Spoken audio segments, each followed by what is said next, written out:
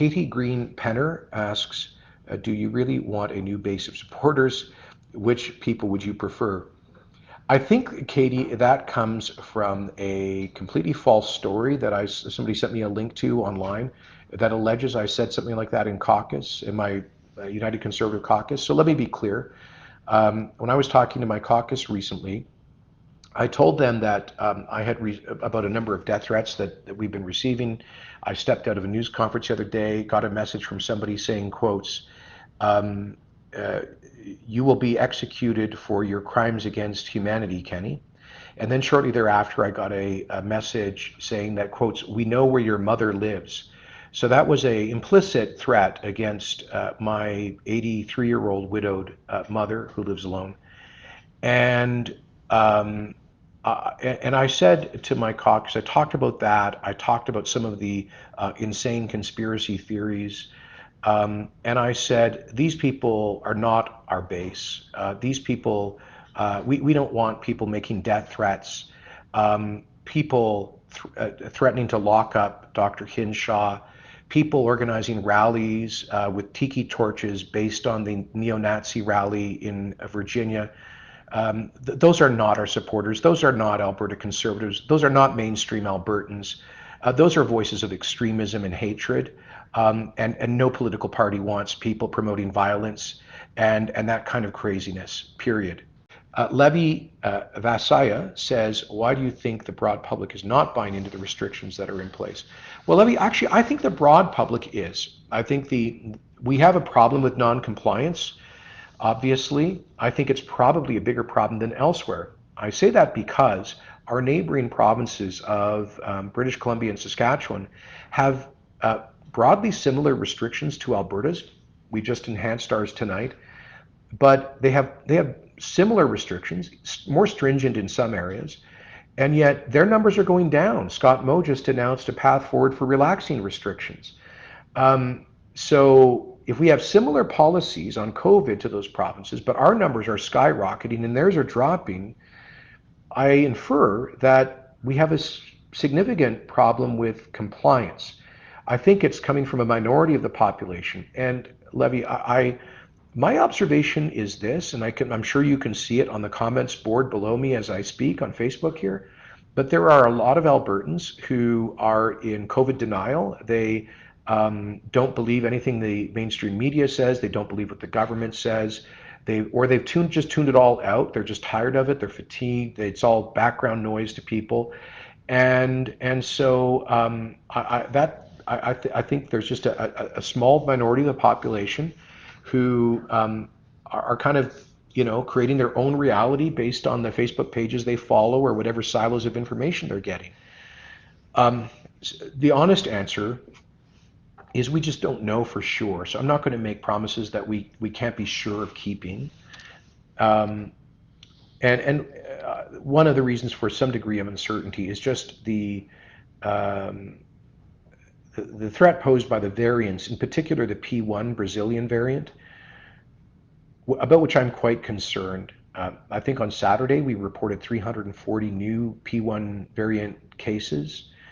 The P1, if you guys are interested in this stuff, just Google Brazil COVID, and you will see they've been living through a bloodbath. They've been experiencing 3,000 to 5,000 daily deaths in that country for much of the past month. It is they're incinerating bodies in hospital parking lots there, like they are in India. And I don't say that to gross people out or to scare people, but just to say that's the reality of the P1 variant or the double mutation variant in India. They spread very quickly. They attack younger people. And in the case of P1, it can pierce natural immunity, the antibodies that people have acquired. It appears that some of the vaccines may also be less effective against the P1. So that's why I'm not going to make any absolute statements of absolute certainty here. One of the most painfully difficult conversations I've ever had to have in government was at our Emergency Management Committee of Cabinet about 10 days ago, when we had to consider a policy for triaging intensive care in our hospitals. So Spencer, I take it from your question, you may be a church-going person, a Christian presumably. And if that's the case, I would invite you to reflect on a foundational value of the Christian faith, and I think all faiths, which is the sanctity of human life and the moral obligation that we have, all of us, to protect particularly the lives of the vulnerable. I don't understand how we've ended up with people of faith prioritizing a kind of radical conception of personal autonomy and charter rights talk over caring for the weak and the vulnerable and protecting human life.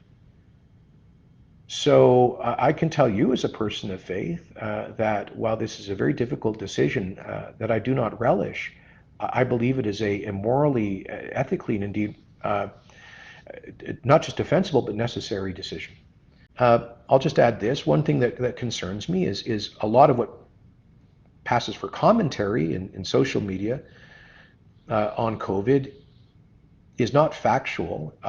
It is made up, and that I don't think is helpful.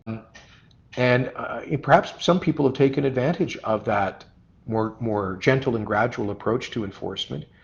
But it is fundamentally unfair to law-abiding businesses, for example, if they're making sacrifices in how they operate, if the business down the road is gaining more trade by flagrantly violating the rules. So we can't, this is a country of laws, and we need to underscore that with stronger enforcement. I think the third question I got was from somebody asking if I had said that I don't like my party base or something like that. So that's a total tort, misrepresentation, falsehood. I said the other day speaking to my caucus, I explained how I'd been getting some pretty vile death threats, that members of my family were getting threatened, and then I also quoted the formal public statement from the organizers of the Bowdoin anti-public health event the other day. And I'll read this to you. They said, quotes, "We will not stand by idly and watch as not only our businesses, but also our Western heritage and more importantly, our basic human rights are ripped out of existence by the tyrannical beings of our current world." Could you actually put that up on the thing? The tyrannical beings, not even human beings, the tyrannical beings of the current world. What the heck does that mean? I mean, are these people, is that now merging with the kind of David Icke lizard man conspiracy that I'm one of the tyrannical beings of the current world? What is that? So yeah, I said to my caucus, people who are making death threats against me and members of my family and are talking about the tyrannical beings that have taken over the world, no, they're not my base. They're not They're not Alberta conservatives. They're not mainstream Albertans. They're people who need to cut way back on the caffeine, take off the tinfoil hat, and come back to reality.